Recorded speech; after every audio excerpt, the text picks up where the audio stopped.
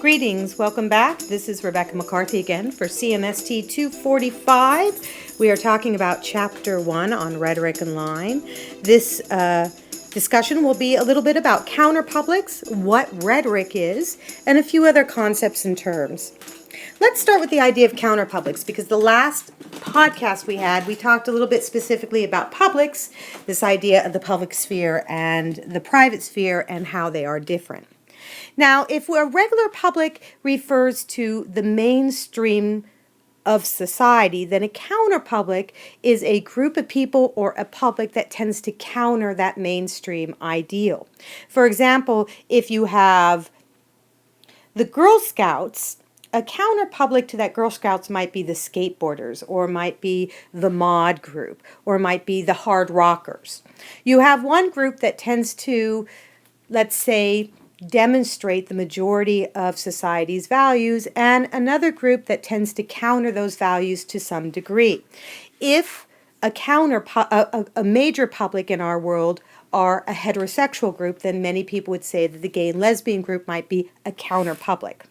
So why do we need this term counterpublic? Well, we need the idea simply because when we focus on one main public, such as Habermas's idea of who engages in this public sphere, then we tend to silence the voices that are counter to the main voices of discussion. And we don't want to do that. When we silence these voices, we silence diversity, of course, and that is something we want to work against. But unfortunately, history tends to focus on the main public. If you look back in history, for example, you'll notice that history is mostly written by the bourgeois or the upper class folks. You have people who have money, who have the time, who have the resources to be able to sit and write down history. And of course, when they do that, they're going to tell history from a very specific point of view. They certainly are not going to tell history from a poor female worker in the fields point of view. Of course, they didn't live that point of view, and so they're limited to being able to present that point of view in general. But it's important to remember when we read the history books that really it is only written from a certain point of view, usually from the white male's point of view. And if we go back in history, for example, the 18th century and the 19th century, most of that is written by either the bourgeois group of people, the main middle class, or the people who are above middle class in general. So we have the situation where for centuries we have silenced counterpublics. We have silenced these other voices. And we need this idea of counterpublics to remind ourselves, if anything else, that there are other voices, that there are other rhetorics out there besides the mainstream ideals. You can better review this idea of the counterpublic, especially Robert Aston's concept and Michael Warner's concepts, in our chapter around pages 10, 11, 12, and 13, 14, and 15 as well. Make sure that you look at this idea of the counterpublics, because we will talk a lot about counterpublics in this course. In this idea of the counterpublics, and under this section called Strangers and Outlaws, we have a couple ideas that are really important to examine.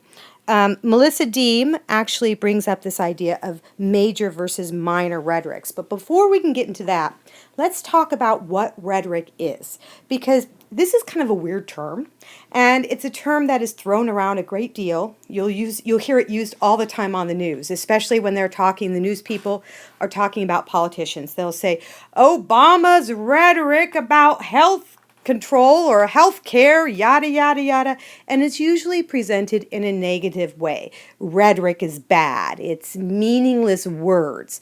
But that's not how we use rhetoric. The original definition of rhetoric, as we have it, at least in Western civilization, actually comes from Aristotle. It's the most accepted definition. And for Aristotle, rhetoric means a means to persuasion. How can I persuade you to agree with me? And this is a good definition, but I think a better definition can be found with Kenneth Burke, and we will talk about this scholar Kenneth Burke in this class, and actually our authors discuss him in length. But for Kenneth Burke, he sees rhetoric as identification. How can I identify my cause my mission with you. If I can identify my cause with you as a person, as a human being, then there's a very, very good chance that not only will you agree with what I have to say, but you will probably go along with how I'm suggesting we go about making changes, for example. Identification is a lot different than persuasion.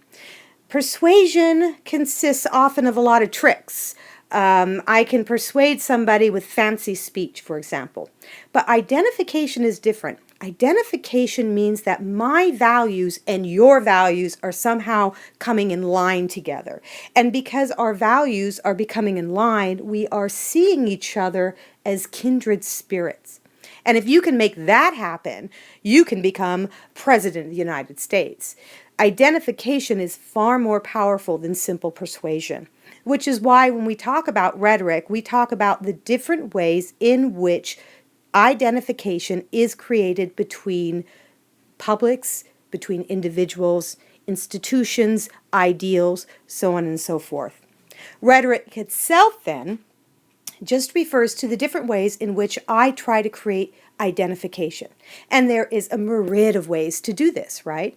I can tell you a personal story, one that has elements that you can relate to, and that might create identification.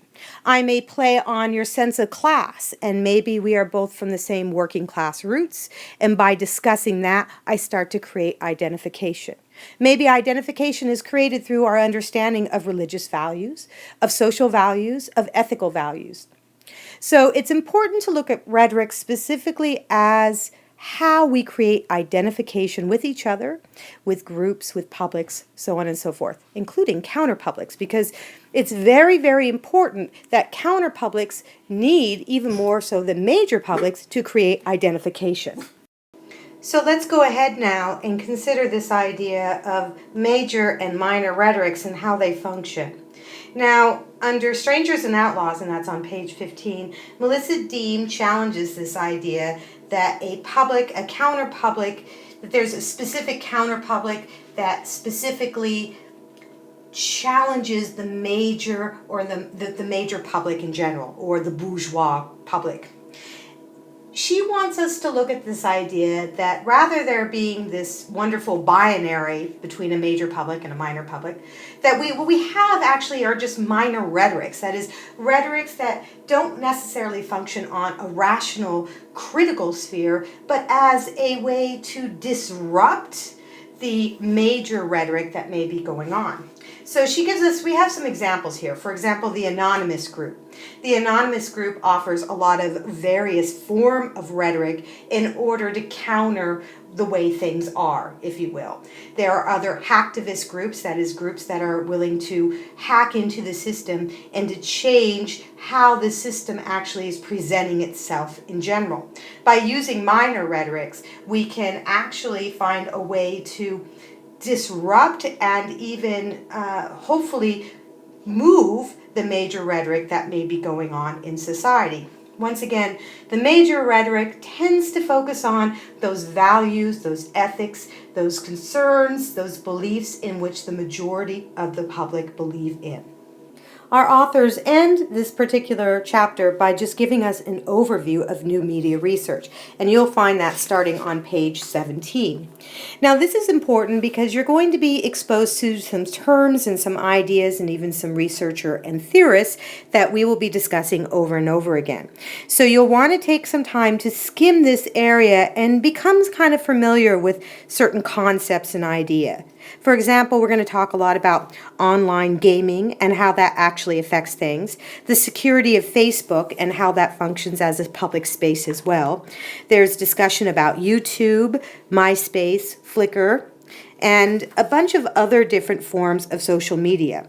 The last major term we come to is community, and you can find that around page 21, 22, 23, somewhere around there. And I want you to go ahead and try to figure out what it means by community as as comparison to, for example, a subculture. A subculture might be a small culture within a major culture community, because we're going to be looking at these ideas as well in relation to publics and counterpublics as we go through and we finish off this book. If you have any other questions or concerns about some of the major terms and ideas in this book, please make sure to email me so that we can have a wonderful conversation about them.